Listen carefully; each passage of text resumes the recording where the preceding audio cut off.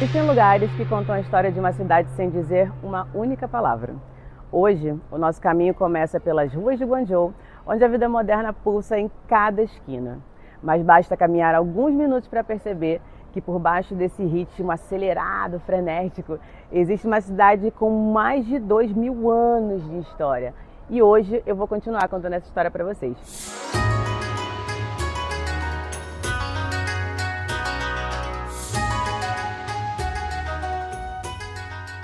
Eu estou no meio da cidade, mas hoje eu vou trazer vocês mais uma vez comigo para caminhar por essas ruas aqui e entenderem por que Guangzhou, apesar de ser um lugar incrivelmente histórico, muito rico, cheio de detalhes que contam a história dessa gigante chinesa, Guangzhou também é um lugar muito inovador. A gente está no meio de vários prédios que contam a história antiga da China e a história nova da China. Mas mesmo assim, Guangzhou preserva esses pedacinhos de lugares que estão sempre contando a história pregressa da China, a história de hoje da China e também esquecendo o quanto eles podem ainda ser e se manter durante toda essa história.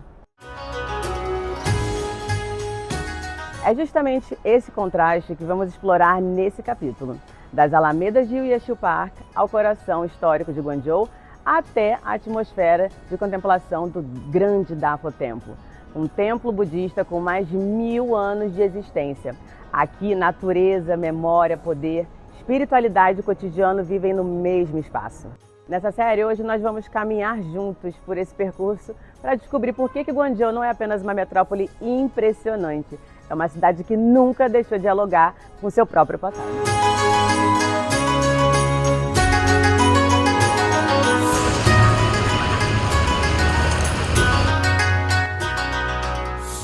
Bora? Existem lugares que parecem desafiar a lógica. Olha isso, ao meu redor, alguns dos arranha-céus mais modernos de Guangzhou. Vidro, aço, tecnologia, concreto, velocidade e a imagem de uma das cidades mais inovadoras do planeta. E bem ao meio disso tudo, um templo com mais de 1000 anos de história. Em muitos lugares do mundo, o antigo só dá lugar ao novo. Na China, muitas vezes, eles aprendem a coexistir. E pelo que eu tenho mostrado para vocês, isso é muito verdade. Talvez essa seja uma das maiores lições desse país. Progresso não significa apagar o passado. Significa construir o futuro sabendo exatamente de onde ele veio. Maravilhoso, né?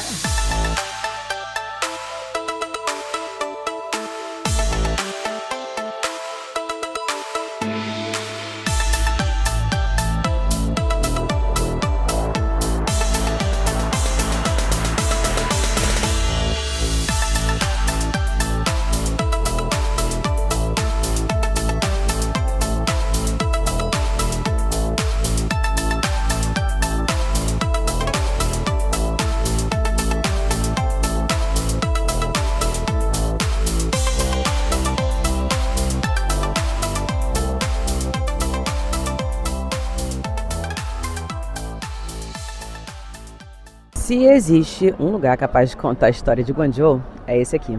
Porque quando o Dafo Templo foi construído no século VI, Guangzhou já era um dos grandes portões da China para o mundo. Lembra que eu contei para vocês? Foi daqui que passaram comerciantes, navegadores, peregrinos, vindo pela rota marítima da seda. Mas eles não estavam trazendo apenas seda, porcelana, especiarias e tudo mais. Eles também estavam trazendo os ideais, as ideias, as culturas, as religiões. O budismo, que hoje parece inseparável desse templo, também percorreu essas rotas comerciais.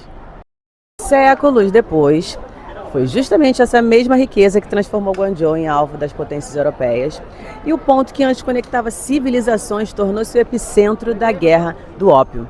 Foi aqui que começou um dos períodos mais dolorosos da história chinesa, como eu já falei para vocês, infelizmente os chamados 100 anos de humilhação. Quando a China perdeu parte da sua soberania para as potências estrangeiras e quando os impérios disputavam comércio, território e poder, esse templo permaneceu de pé, como vocês podem ver. Talvez seja isso mais impressionante.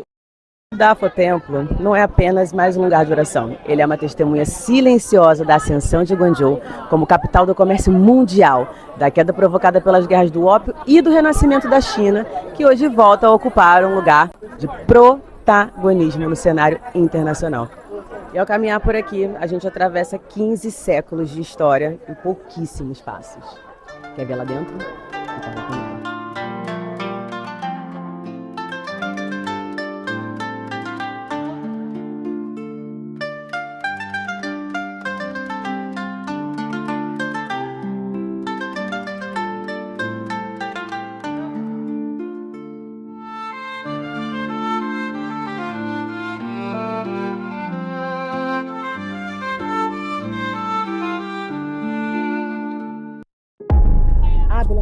Por Raíssa, por Raíssa, por Raíssa, por Raíssa, por Raíssa, por Raíssa. Gente, agora eu vou dar um relato pessoal meu bem rapidinho. Nesses templos, normalmente, eles cultuam vários deuses, né? Aqui a China respeita todas as religiões, mas ao longo do tempo, eles aprenderam também a ter a própria religião deles. Como eles se protegem muito diante de todas as histórias de traição que eles tiveram relacionado à multiculturalidade e à vinda de outras nações para cá, eles respeitam todas as religiões, eles entendem e integram, sabem que a religião ela acaba sendo parte, né, da cultura de uma sociedade, mas eles protegem muito a religião deles, que é a religião tradicional chinesa, que é uma mistura do taoísmo com o confucionismo, que na verdade o confucionismo é muito mais uma filosofia, como eu já falei para vocês. Aqui tem 3 templos, tem um aqui na minha frente, que eu não posso filmar, aqui esse atrás de mim, e tem mais um lá atrás, que é onde eles queimam incensos e todas essas coisas. Esse primeiro templo aqui, que é o que vem na frente, ele preserva o deus da filosofia chinesa, e ele é o único aqui que a gente não pode filmar. Eles têm monges budistas, eles têm as crenças deles. Ontem eu vim aqui, eles estavam rezando, mas tem uma placa ali pedindo para você não filmar. E tinha uma galerinha filmando aqui, mesmo assim eu pedi pro meu esposo não filmar. E aí agora eu vim, ali tá vazio, mas ali é um lugar literalmente de reza e de sincretismo mesmo deles, sabe? Eles não levam isso como turismo. E eu acho isso muito importante e também bonito, sabe? Por mais que eu tenha sido barrada e não tenha conseguido mostrar para vocês um pouquinho disso, ainda assim eu consigo respeitar a história desse lugar, porque o tempo todo eles preservam o respeito, e eu acho que é isso que eu tô querendo mostrar para vocês com toda essa história, com todos esses vídeos que eu tô fazendo. Então foi só um adendo, mas vamos continuar porque tem muita coisa para mostrar aqui dentro. Vem comigo.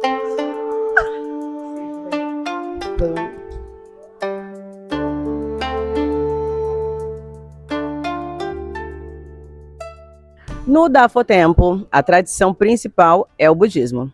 Mas como acontece em muitos templos históricos do sul da China, há uma convivência de elementos de 3 tradições espirituais.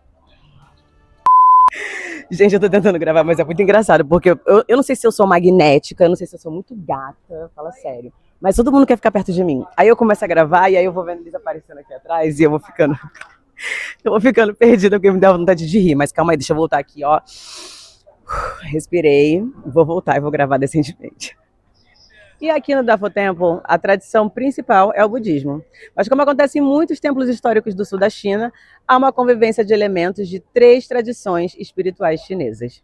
Elas consistem na religiosidade chinesa, porque eles não dão um nome realmente para isso, que é uma junção, um sincretismo, assim como no Brasil, do taoísmo, o budismo, e tem alguns traços do hinduísmo. O taoísmo vem de Tao. Tao é uma expressão chinesa, mais ou menos como o Feng Shui, que é para dizer que eles aceitam o conceito das coisas como elas são. Eles não tentam mudar o curso do rio, eles aprendem a navegar. A história da China vai dizer que por muitos e muitos anos o primeiro imperador tentou muito mudar o curso do rio, porque a maneira como a maré subia e descia causava muitos estragos aqui para a população chinesa. O pai dele passou muitos anos tentando segurar o curso do rio e não conseguiu. E o filho, depois de muito ver o seu pai tentando, chega uma hora que ele consegue se adaptar, e assim nasce o primeiro imperador chinês. Dito isso, Tao não é uma religião, Tao não é um profeta, Tao na verdade é uma filosofia chinesa que vai dizer que a gente não pode mudar o curso do rio, mas a gente precisa aprender a navegar. Isso casa tanto com a minha história.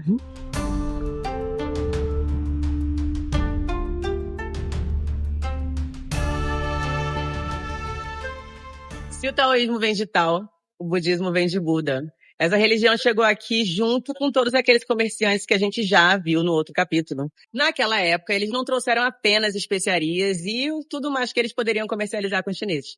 Naquela época, eles também trouxeram essa cultura. E com isso, o budismo adentra as portas da China e vira mais uma religião, ou mais uma filosofia também muito parecida, vinda da Ásia de seus vizinhos indianos.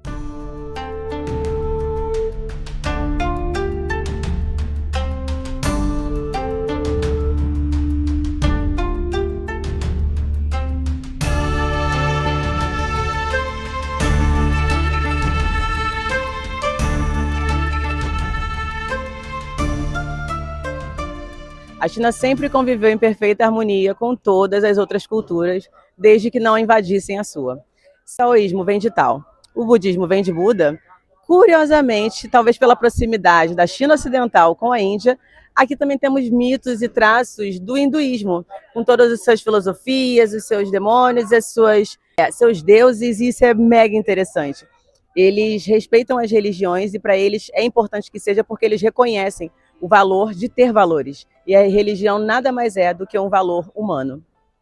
Vem comigo que eu vou te mostrar essa belezinha dourada aqui atrás de mim.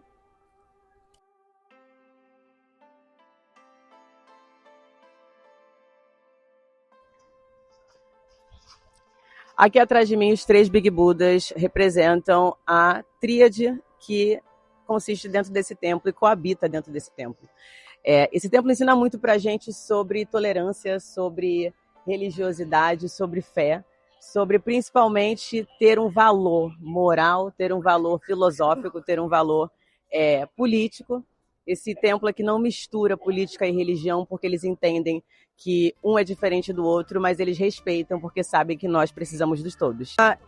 Justamente por respeitar e ela se colocar com o Partido Comunista, se colocar como um partido do povo, feito para o povo, depois da Revolução, eles entendem que a fé é um valor e é um bem moral. E eles não reprimem, porém, todas as religiões aqui, elas precisam sim dar conta do que elas estão pregando. E o governo faz questão de acompanhar muito de perto, justamente por ver e reconhecer todas as tragédias que os homens causaram ao redor do mundo, baseado em religião, ou pelo menos usando a religião como desculpa simbólica para destruir nações. A China já foi traída muitas vezes, justamente por confiar demais. Hoje, eu acredito que essa supervigilância, eu acredito que esse sistema de se proteger, a história vai dizer que é por precaução. Lembra daquele ditado em português, que o seguro morreu de velho? Pois é, se depender da China, eles não vão morrer jamais.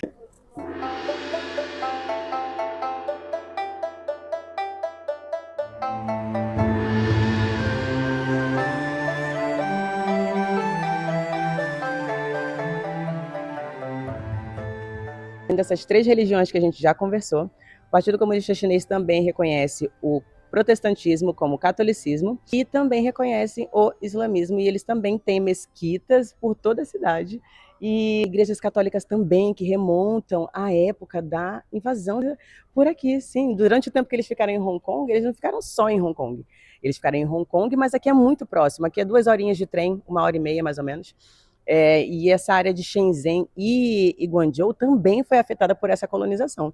Durante esses episódios, eu vou passar por bairros aqui que tem uma estrutura arquitetônica europeia desse tempo que a gente testemunha aqui durante os nossos passeios, que foi muito importante para construir essa estrutura sólida que a China tem preservado cada vez mais, com cada vez mais rigidez e afinco, mas também com muito sucesso. Eu estou muito feliz.